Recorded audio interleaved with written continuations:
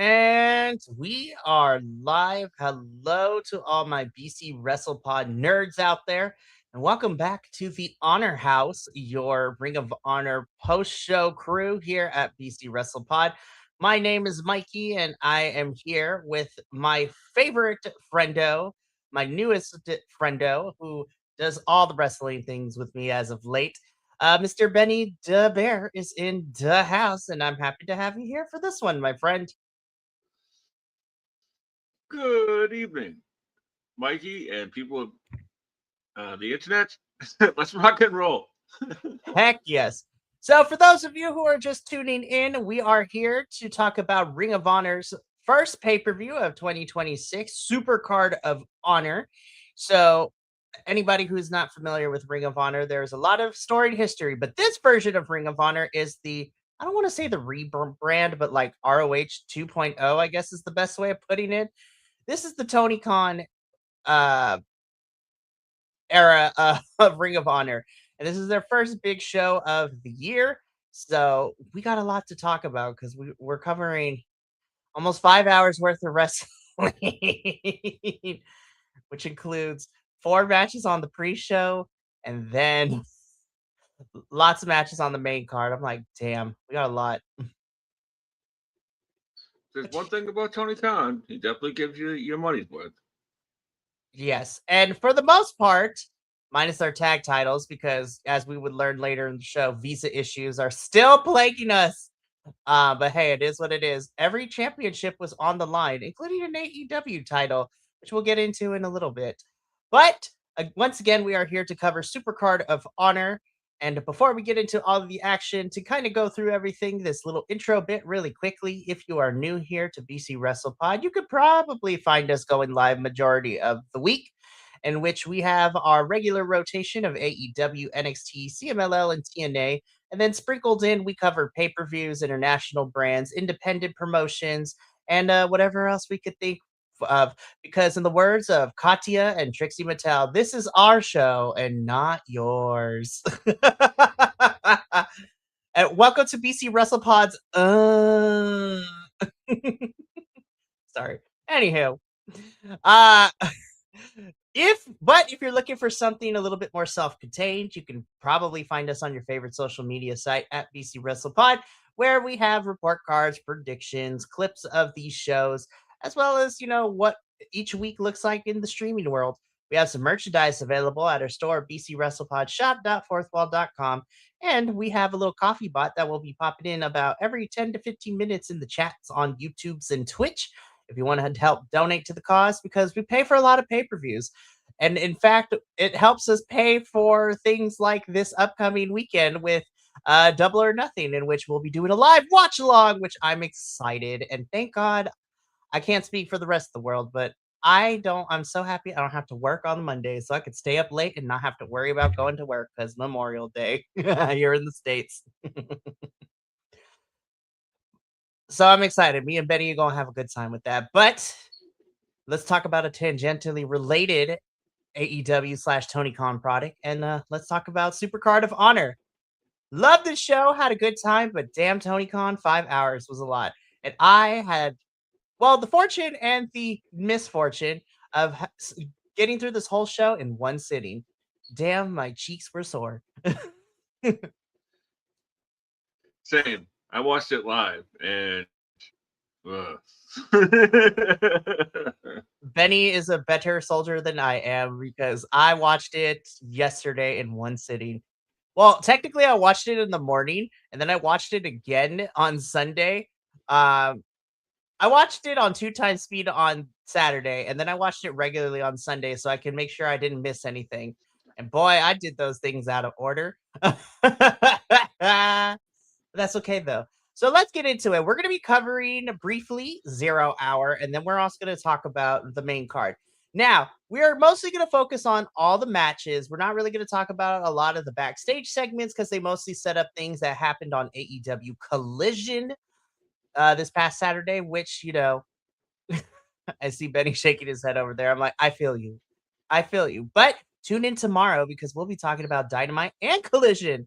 So we're going to focus on Ring of Honor stuff. All right, let's get into the 0 Hour, though, because there was some things that we need to talk about. Of course, first is foremost, the Spanish god, Sammy Guevara, is finally back on my television screen for some reason or another. I don't know why he keeps getting on and off television, but he is here taking on Action Andretti. I'm going to start. We're going to sandwich this. I had fun with this match. I think this was very spectacular. And I forgot how much I really do enjoy watching Sammy Guevara in the ring. And I also like Action Andretti. Now, my complaint about this is that this was a fun match. If anything, though, this is kind of inconsequential to the grander scheme of, well, ROH television, because I'm like, well, this was a fun match, but there's not going to be any follow up from this because, yeah. So I was like, fun, but inconsequential. well, if you think about it in a way, Sammy parlayed this into a world title match. So there's that, I guess I was just like, how did we get there? But okay. I was like, sure, okay. But Sammy, I like this new character that he's been doing in our ROH for the last year or so, right? Mm-hmm. And that he's really seemed to have found himself as a character, which is nice. And he's always had a very punchable face, to be honest. So just ask Andrade. But I digress.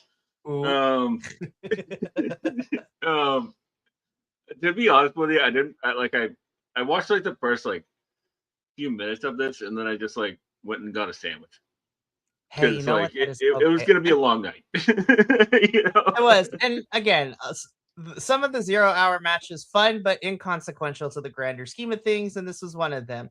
Sammy Guevara would win, and like you said, it it catapulted him to get a world title match against Darby Allin on the following night on Collision, which we'll save that for tomorrow because I was just like, can we get Sammy out of the ROH void? And like, I missed him on AEW television, but more on that tomorrow during our AEW post show.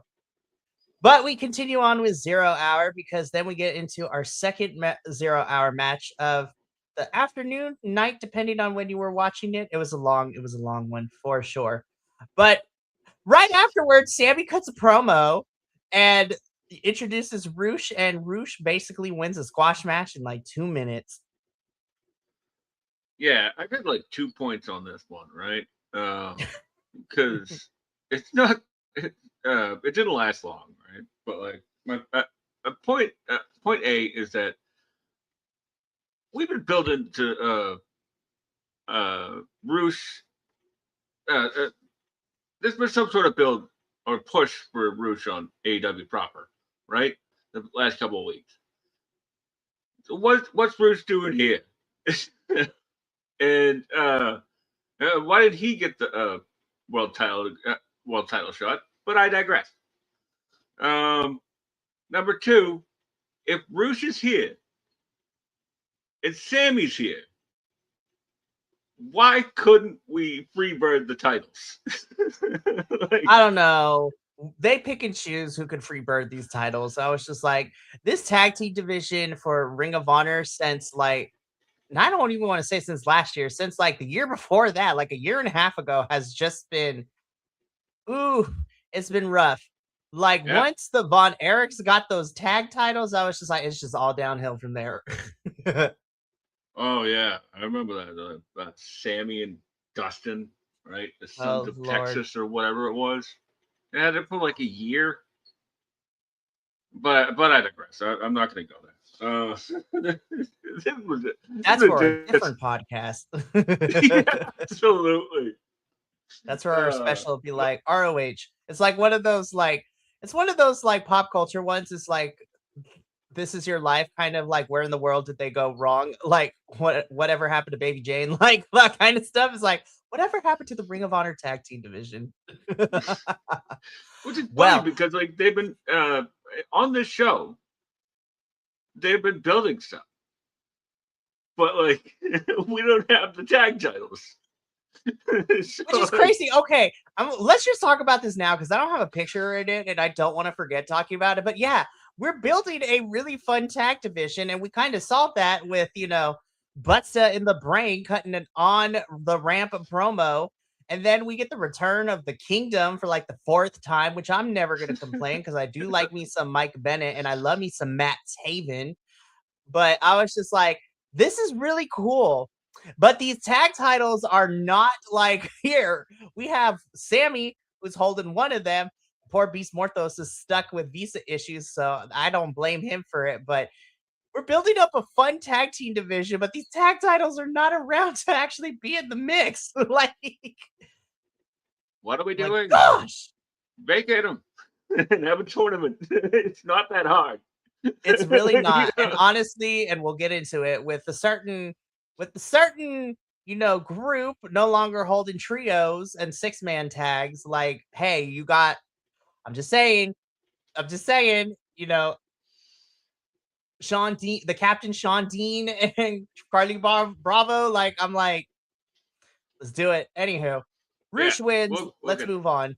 We'll get into that a little bit later. But right now, Janai! I love Janai. Janai Kai, the kick demon, is great. So this was a match that was scheduled, of course, like 30 minutes before, which I'm not mad at. So we got Mina Shirakawa, and finally back on my screen in some capacity, Miss Queen Aminata. taking on Lacey Lane and the Kick Demon herself, Janai Kai, in a very kind of quick impromptu match.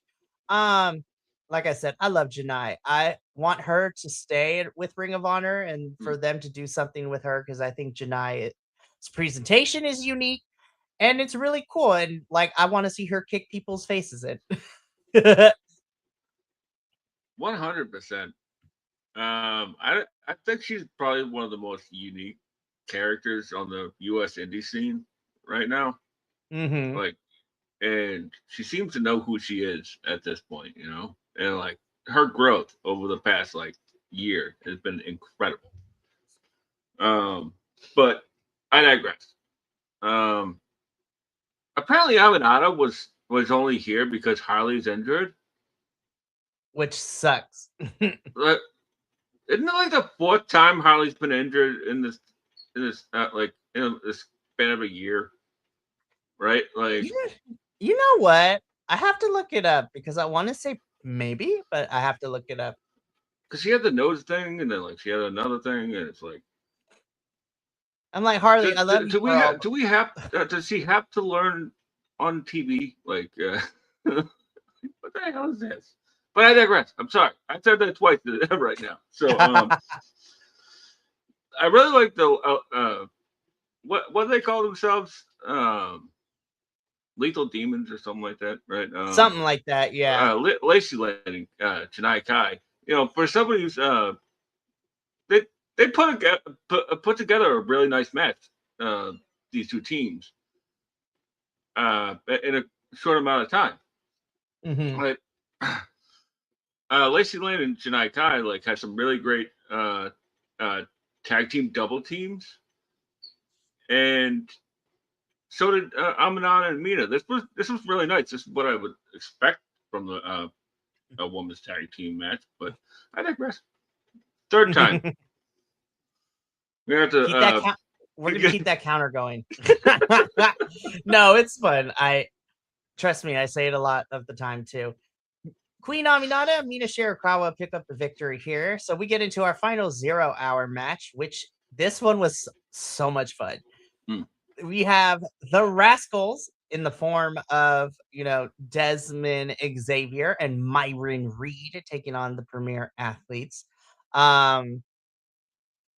This was fun. I love the Rascals. Well, wrestling in general. Like anytime they're on my screen, I'm like, "Hi guys, I'm happy you're on my screen because I know I'm gonna have some fun." This was a really fun match to kind of close out 0-hour, and honestly, I was just like, again, really fun tag teams. I just wish the tag titles were in the actual building. um, this was just fun. The Rascals doing, their impromptu tag team work, the Premier Athletes being the heels in this match and just doing things, this was just fun and having Story and Zach kind of running interference for their respective groups was really fun to watch too. I had a blast with this one, and I think this was probably my favorite 0-hour match. Yeah, I really like Myron Reed and Desmond Xavier as a tag team. To be honest with you, but I do sort of like Wentz and Des a little bit better. They just have a little bit more chemistry as a tag team. That's just for me. But the Premier Athletes have to be, they have to get their flowers because these guys show up every single week and they get over and they have great matches and they make people look great. Like this match wouldn't have been as good if it was a throw together tag team like crew, if you will. Which will play out later on, but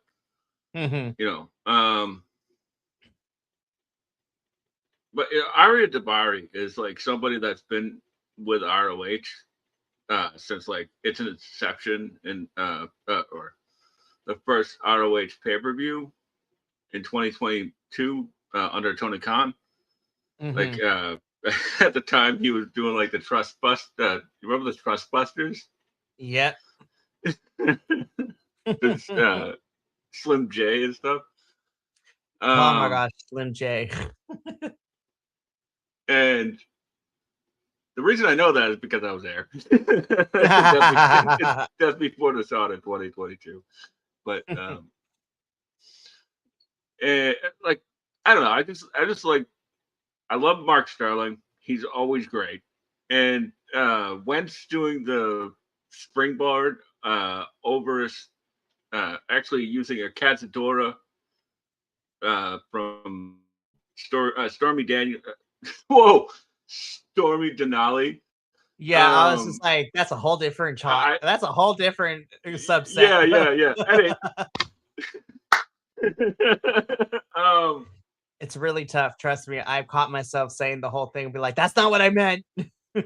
Yeah, right. It's too close. It's too close. Well, anyways, like the cutter that Wentz hit on Sterling, using the help from the big tall lady, was really nice. It truly was.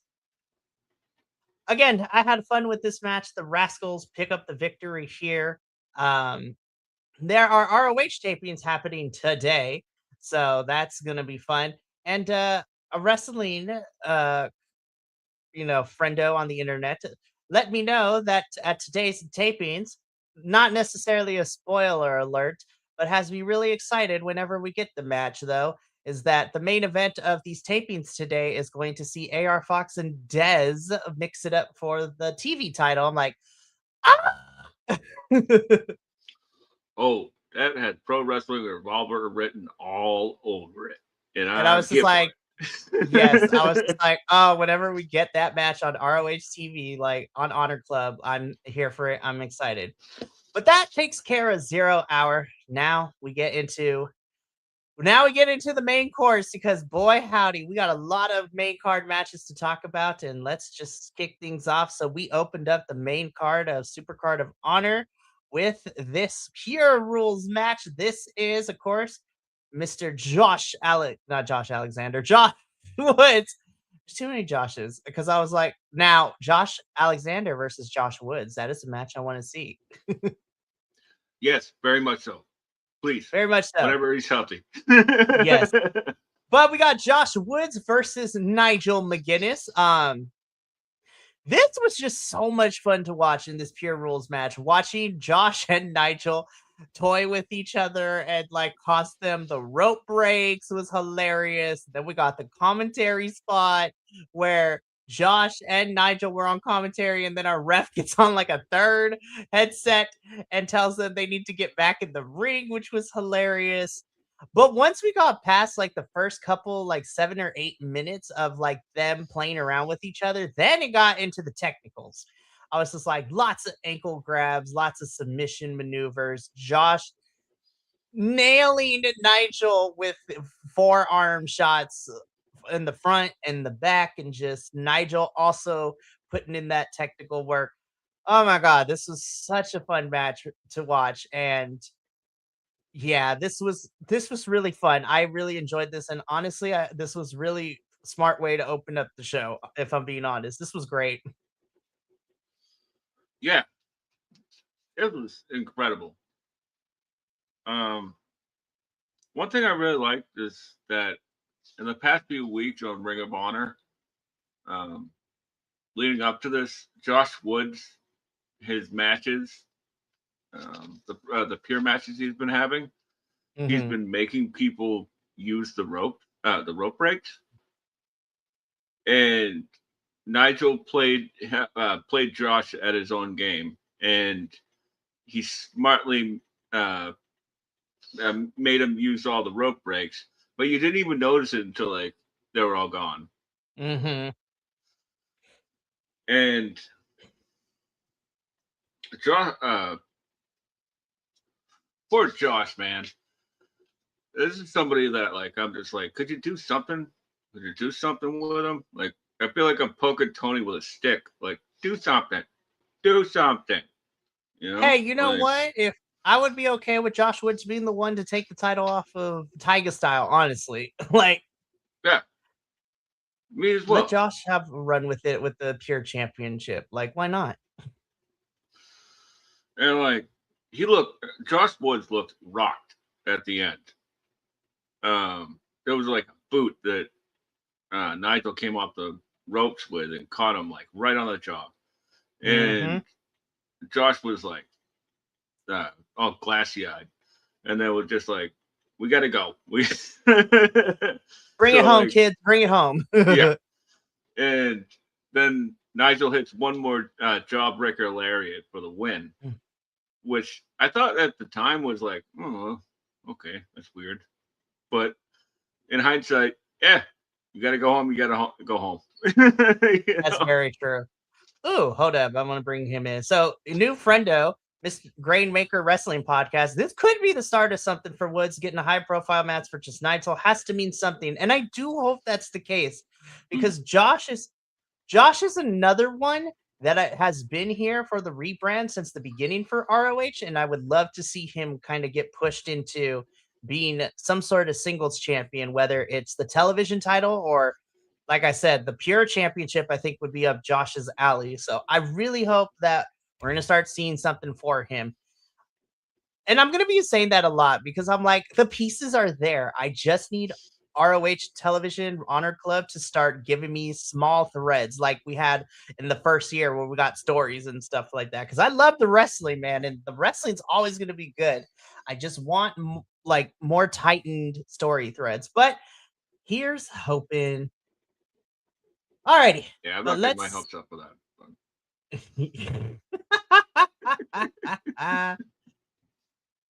I am going to remain cautiously optimistic because I want ROH to be fantastic and I want more people to watch it because the talent is there.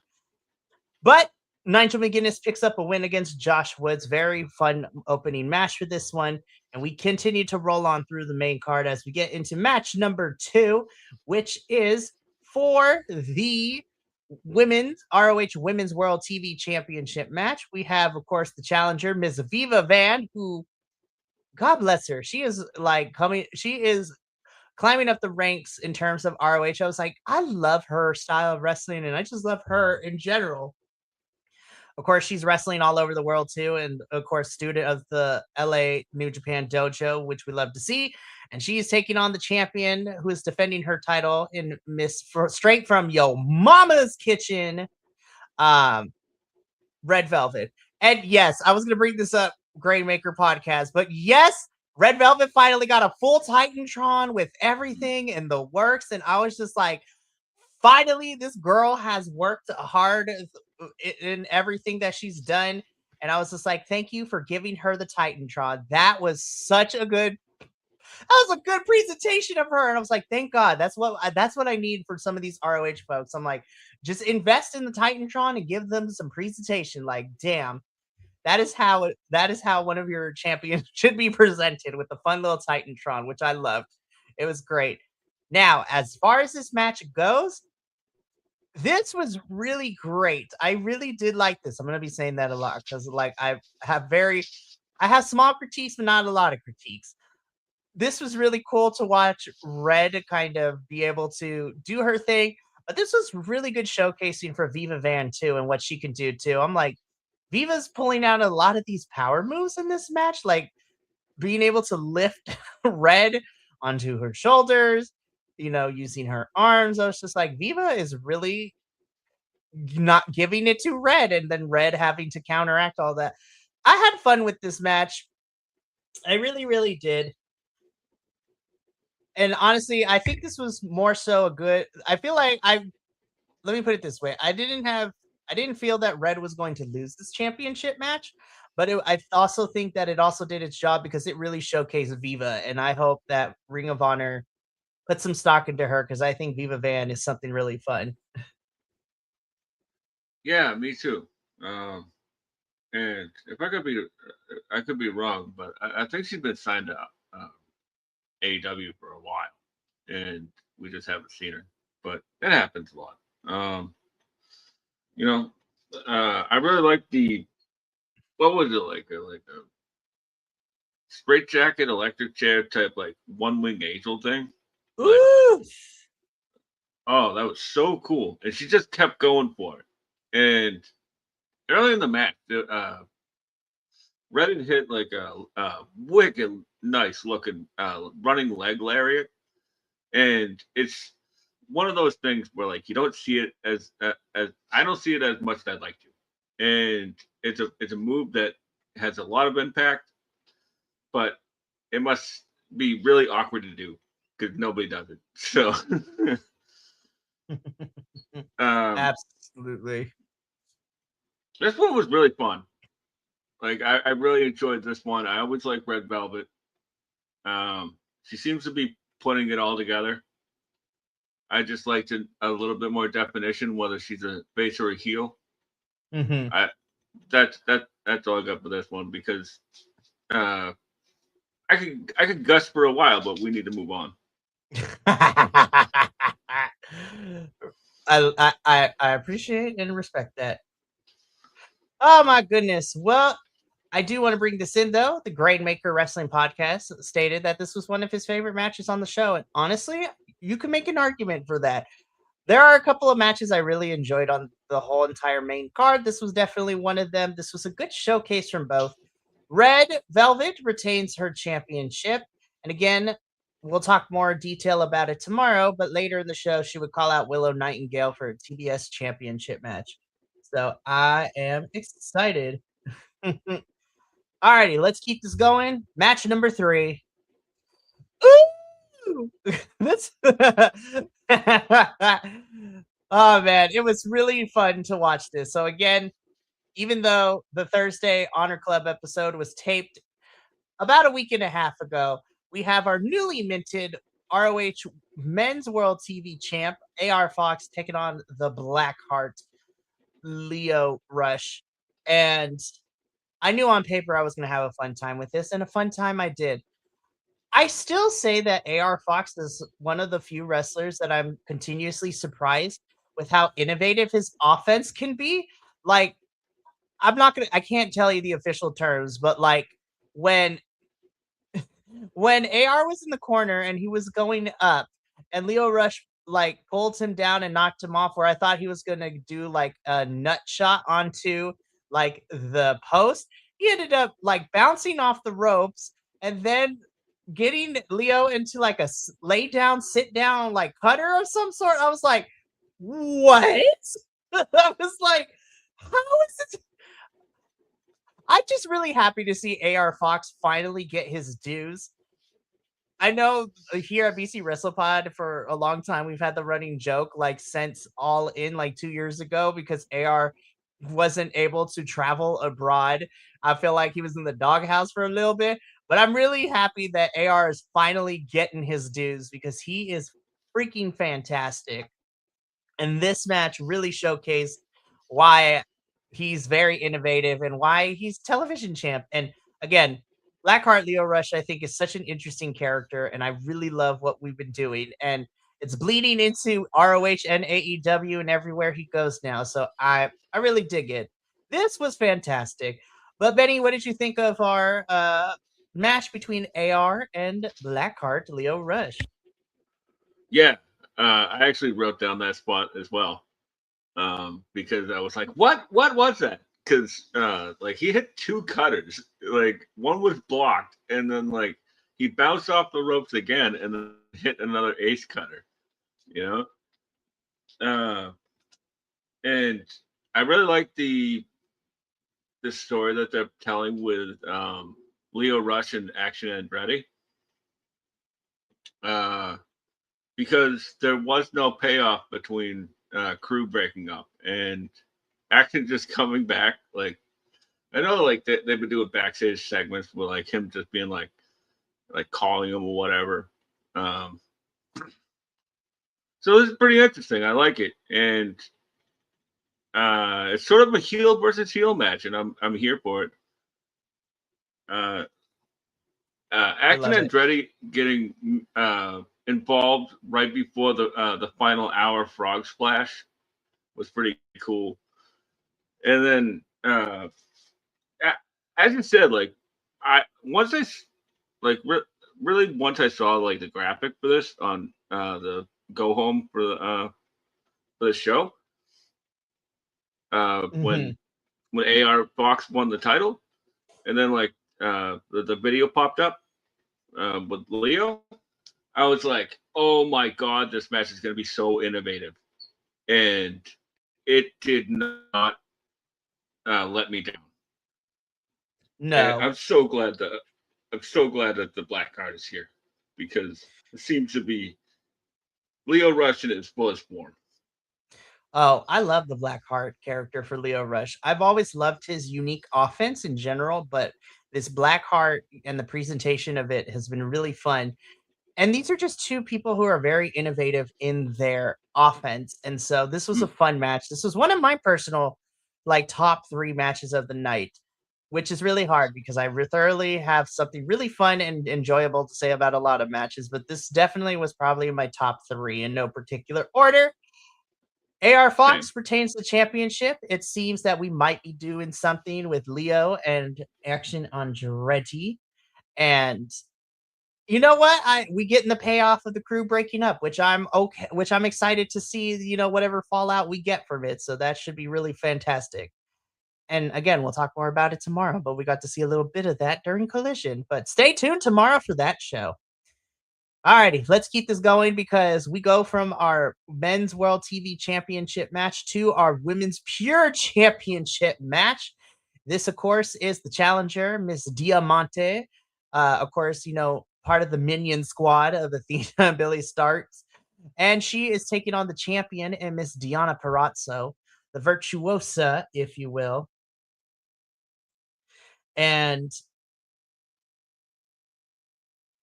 I will say this. I know I love Deanna down, right? And I think she's fantastic. I know Deanna's style of wrestling isn't for everyone. And I know people have critiques about her kind of wrestling style. And they've had a little bit of questions about her being the women's pure champion. Um,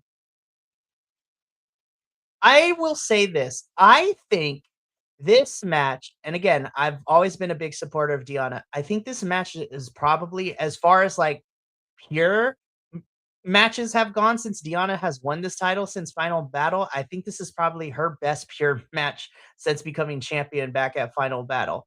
I'm gonna be honest. Um, I really like this match because I think Deanna did great. But honestly, for me, this definitely was different side of Diamante that I really enjoyed watching too.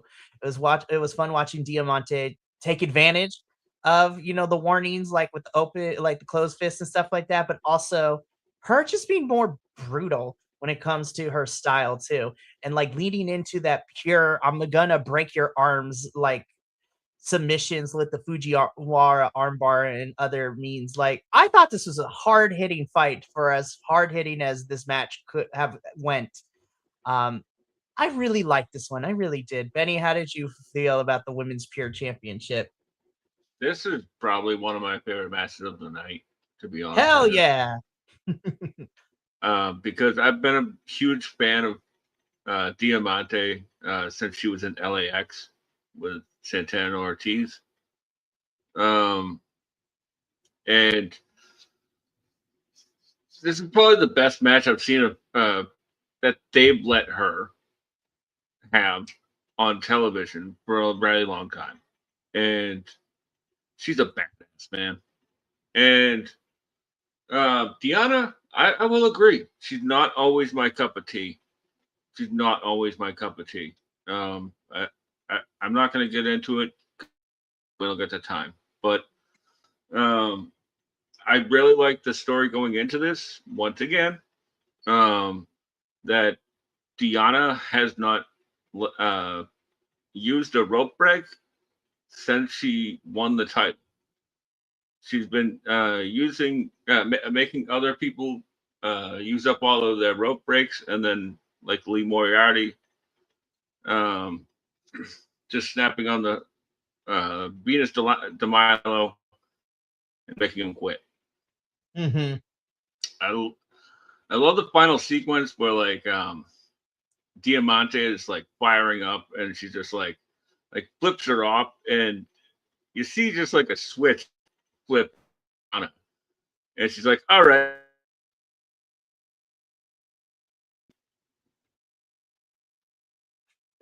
out of here."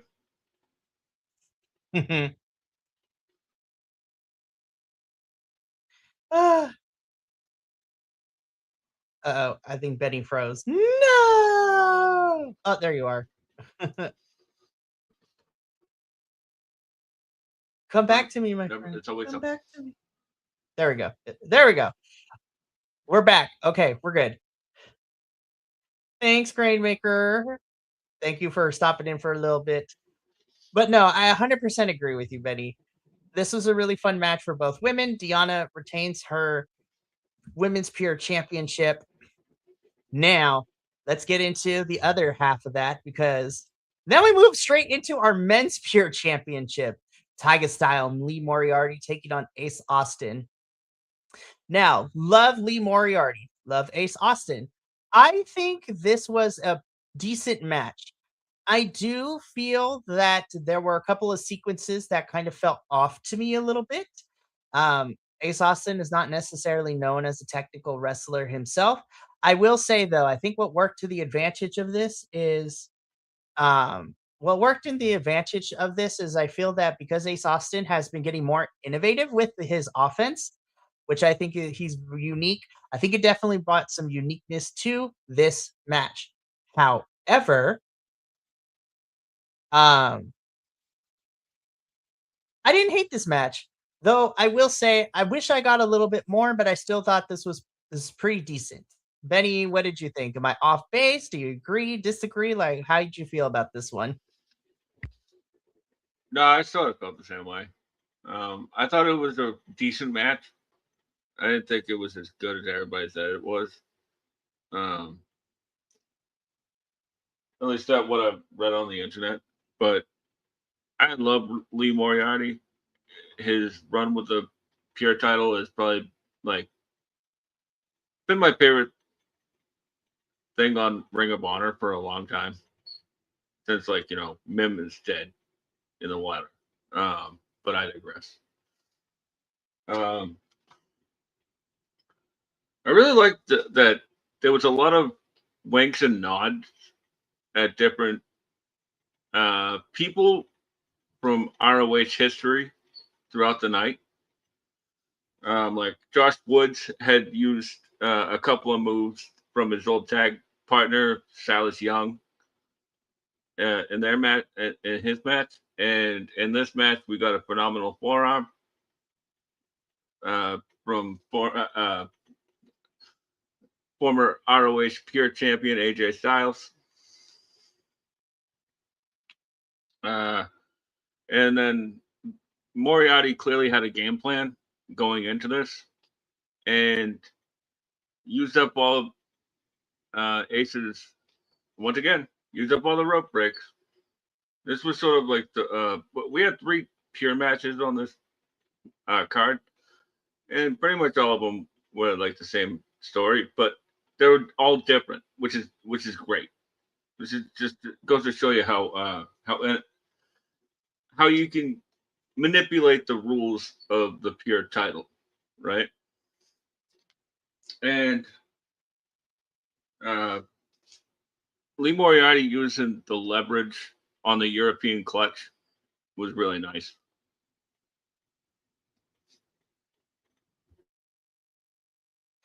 Yeah, again, I didn't think this was bad. This was a bad match, but I felt like we could have gotten a little more, especially because of how long Lee Moriarty has had this championship and all the people he has faced to keep it. So here's hoping that his next opponent will be someone that will give him a good challenge and to give work over. But Lee Moriarty beats Ace Austin, decent match, didn't hate it, and we keep this thing rolling.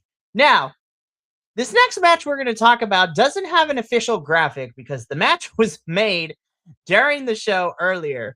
But y'all know how to get the picture, and this is going to be a spoiler alert, so I'm just going to let this image sit. And I can't speak for Betty, but Spin to win, baby. Spin to win. Finally. Listen, our lovable, like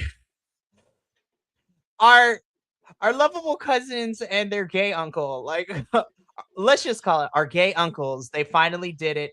Tony Khan decided to pull the trigger. We had a 6-man tag team championship match between STP, the champs, and the challengers answering the opening challenge of Dalton Castle and the Outrunners. And fast forwarding to the end, Dalton Castle and the Outrunners are the new ROH World 6-man tag team champions. And I'm like, finally. I was so happy. Man. You know, earlier we were talking about how many times the ROH tag team titles have been held up, right? Am I here? You are here. Sorry, I was nodding. I was like, yes. Sorry. So the Outrunners and the Infantry finally had a match for the belts. It might have taken us 2 or 3 years to get here, but we finally made it, guys. We finally made it.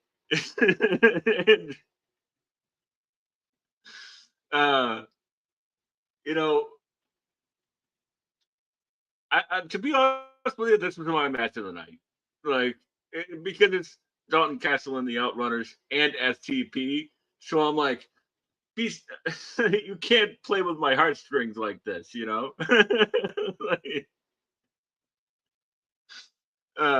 Because I was like, you know what?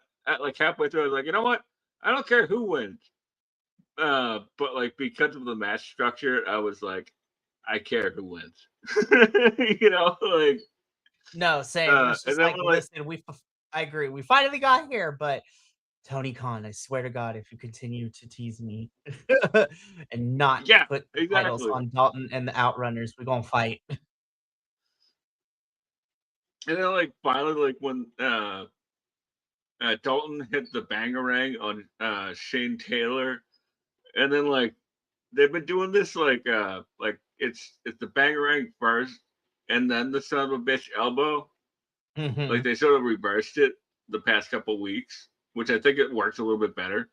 Yeah, right? I agree. And as the Outrunners are doing the son of a bitch elbow, like Dalton Castle drops down with like an axe handle, but Shane Taylor's facing the wrong way. So it just looks like he just axe handled him in the dick and got the win.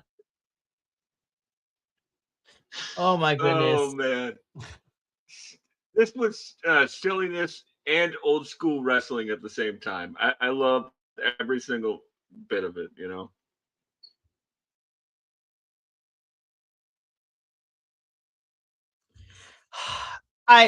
Tony Khan, like I know we talk a lot and how we want certain things for some of our favorite wrestlers, but you did your one with this one for this show. I was just like, thank you for finally giving us Dalton Castle and the Outrunners as champions, and I look forward to it's gonna be great.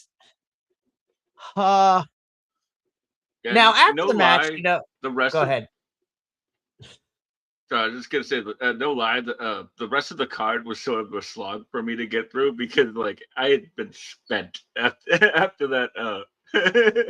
After we peaked, like us personally as fans, we peaked with this moment, and then it was a long show. Still good stuff to talk about, but it was a long one. It was still a long way down from here. So after the match, STP attack our new champs, and Orange Cassidy and Mark Briscoe come in for the save, which sets up a collision match we'll talk about tomorrow evening. So we keep the show rolling ROH related with our next match, which is our first non-ROH championship for the AEW National Championship. Mark Davis versus CMLL's Shell Hua. Again, another match where I thought was pretty solid. I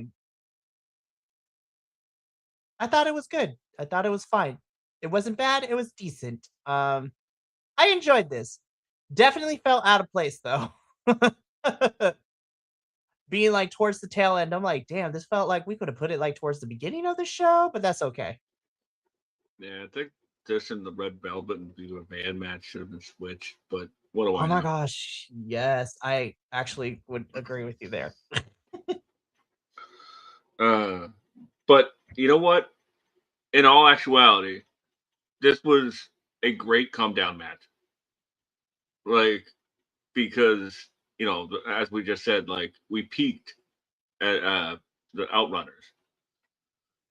So, Mark Davis versus Showa sort of was sort of like a letdown match, which Tony Khan really needs to do a little bit more of. I love you, Tony, but we need to breathe as well. You know, like, but this was fun. It was certainly the weakest match on the show, but as I said, it was sort of a breather match, and I really like Showa's look. Very old school luchador style, Mm. Oh, absolutely. and like it almost looks like like El Santos, uh, you know, like but with the Mayan or Aztecian. Uh, I don't know. Like What the would you call it? Like, iconography and the patterns, yeah. yeah, yeah, that's what I meant. Iconography. I just couldn't think of the word. Thank you. You're welcome. Oh my goodness. Again, felt definitely out of place, but I love watching Mark Davis, baby daddy number 2. But again, putting Mark Davis on television and letting him thrive as a singles champion, is great. And you know what? This was again, this I didn't hate this match, but definitely felt weird. But it definitely was a good come down match. Mark Davis retains the AEW National Championship, and all right, home stretch. We are now getting towards the end. So let's get into our final 2 matches of the night because I got things to say. First and foremost, in the semi-main event is your ROH World Championship match. This, of course, is the challenger, Mr. Vanilla Baby himself, Blake Christian, taking on the ROH World Champion in Bandito. Um, this match was great. Oh my god. They put on a hell of a clinic. Blake Christian, man, this is a standout performance for you. Bandito's always great, and I will always love Bandito, but Blake Christian, damn man, I loved you. You are always fantastic. You gave a run for Bandito. You gave Bandito a run for it. And my goodness, this was just oh my god, Bandito is just having great matches left and right. Holy crap, man. And Blake Christian, man, honestly, this was probably one of my favorite matches of the night.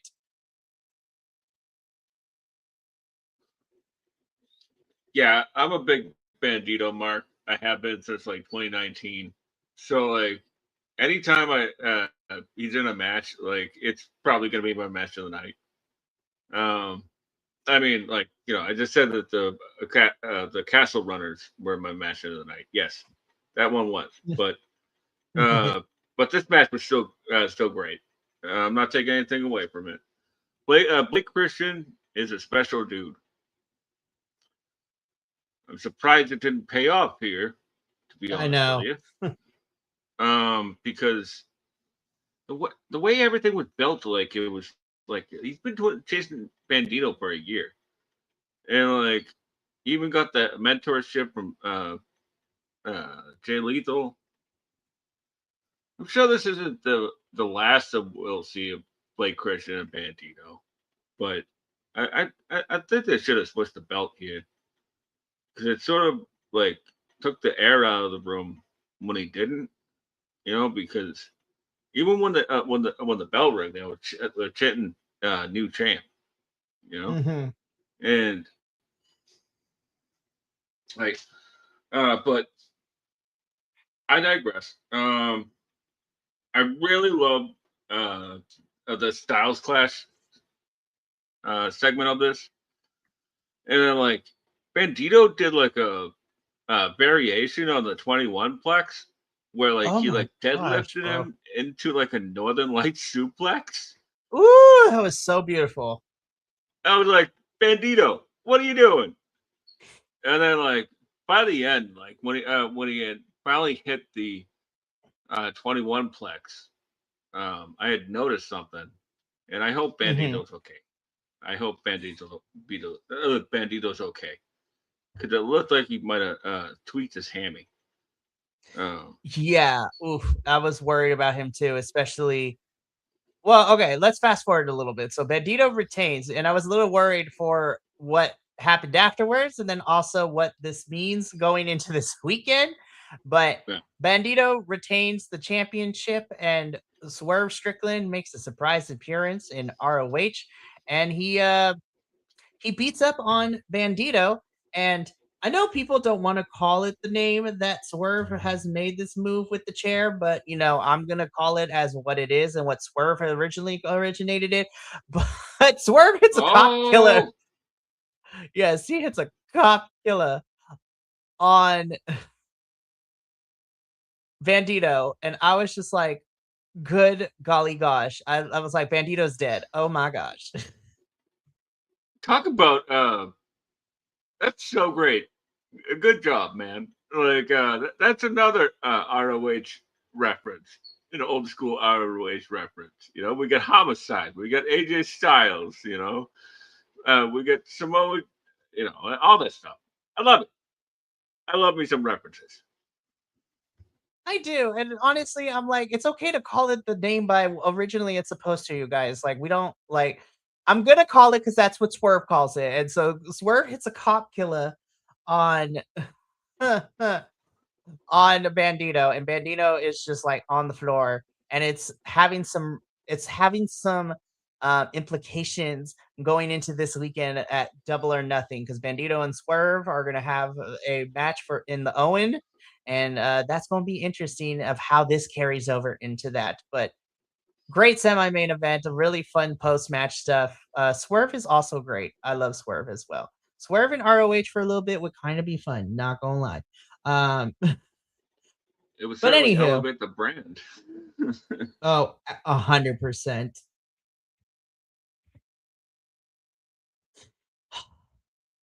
Alrighty, let's get into this.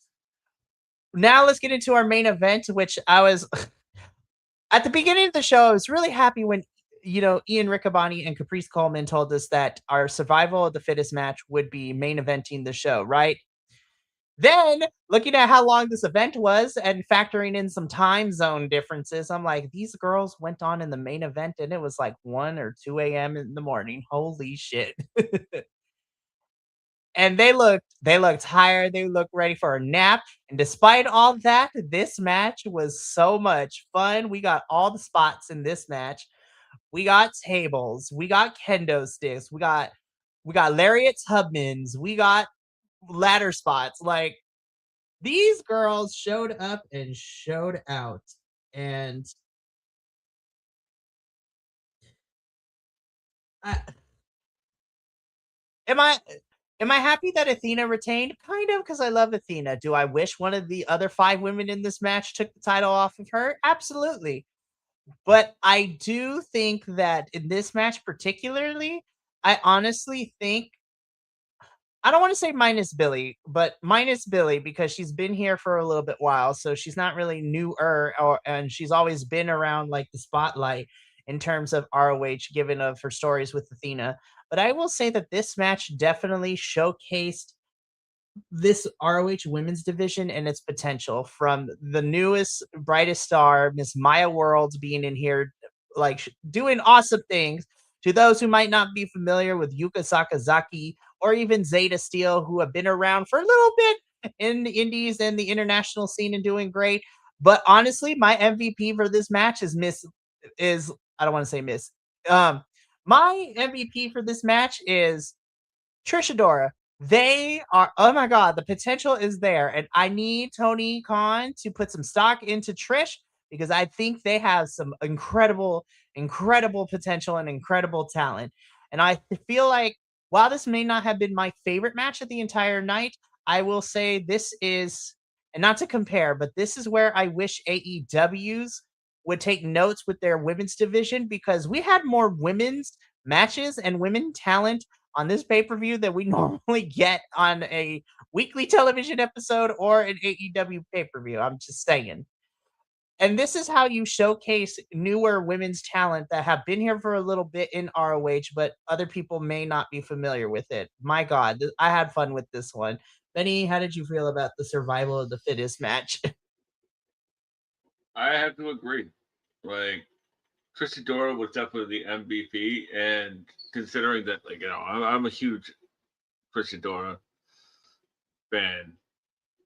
I have been for a very long time.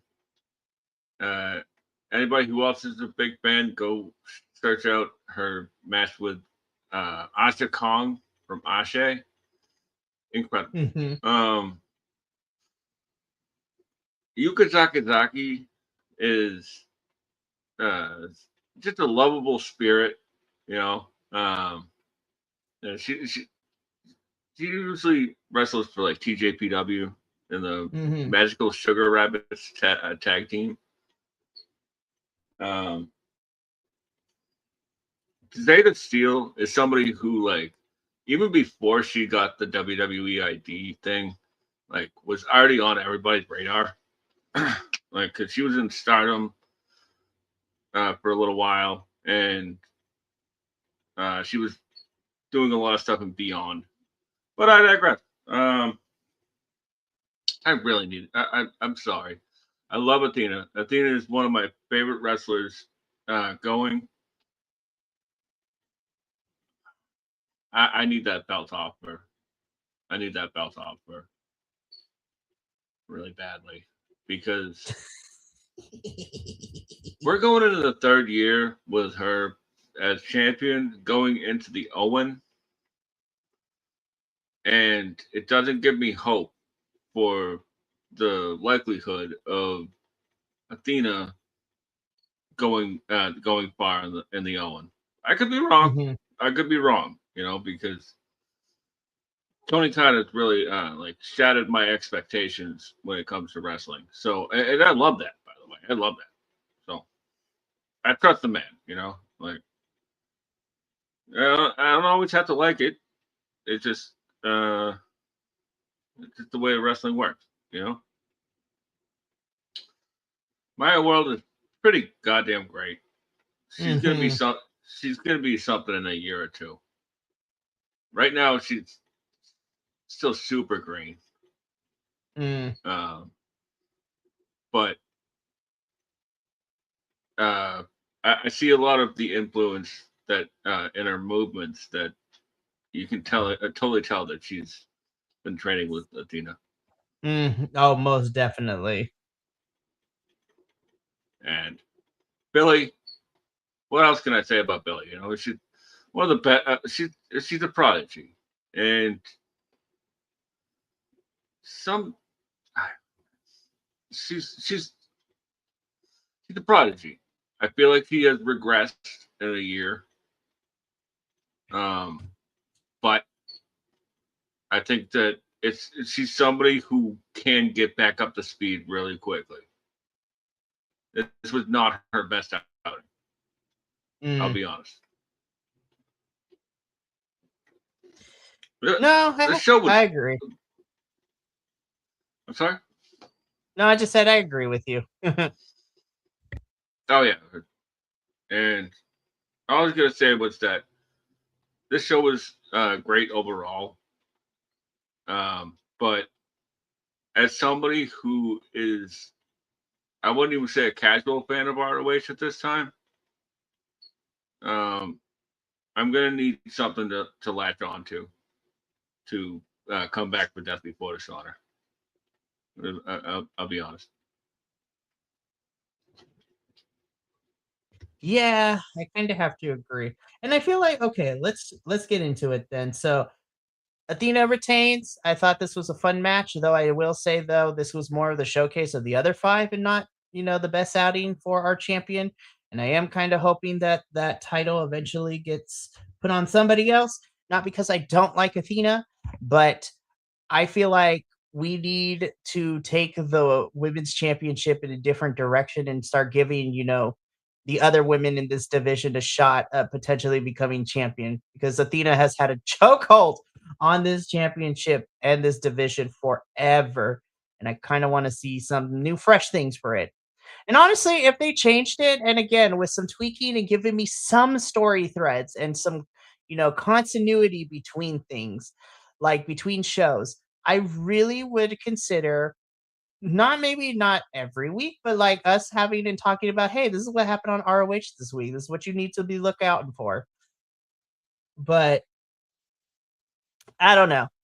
Again, I will say this till the cows come home. So my final grade for this, when I gave the report card, I said that this was a B plus pay per view in my personal opinion.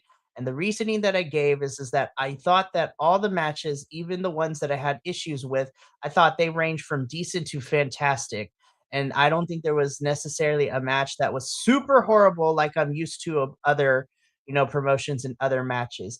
However, my biggest critique that I said in my report card is two things. Number one, this is a long ass show, and I'm not complaining because we got a really good, solid card.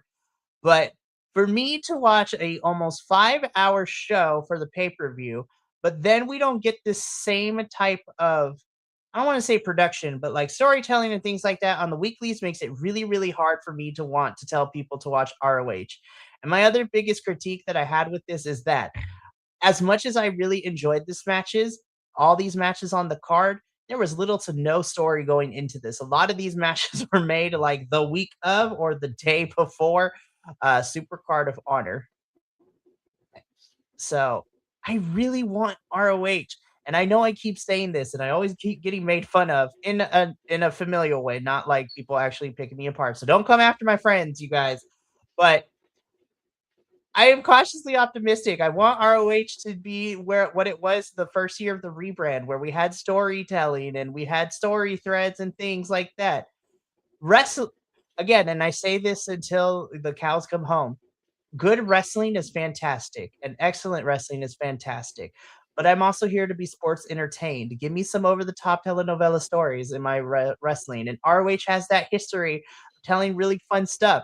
Like, again, the feud between Dalton Castle and Johnny TV was ridiculous, but I thoroughly enjoyed it because they took a chance with it and all the backstage vignettes and everything we have. Like, that's all I want. I want ROH TV to have some semblance of some like storytelling and some more amped up production. Like, I love it. I truly do.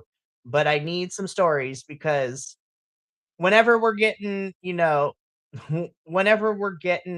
next pay-per-view, which is Death Before Dishonor, we don't know when that's happening. We know that the next big thing for ROH is that Global Wars in June, which will be here to cover that. But I'm really hoping that Tony Khan starts putting in the work. I don't know. Sorry, I talked for a lot. That's my final thoughts on this. I apologize for going so long. No, that wasn't about you. I was just thinking, because I really agree. I I need a reason to come back, and just seeing people that I like is not enough reason for me. I can see them on the indies as well, and the matches on the indies will probably be better. Mm-hmm. I There's just a, want I am, stories. I'm, I'm having there's a bigger issue that I'm having with AEW right now as a whole, but I can save that for tomorrow. Okay. Fair enough, my friend. Fair enough.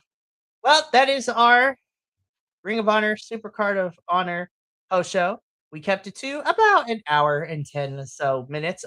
Definitely we kept it a lot shorter than the actual time of this pay-per-view itself that we watched. But again, I don't want to dissuade people from watching ROH because there's some fantastic talent of Ring of Honor that don't necessarily appear on AEW, but they also appear in the independent scene as well.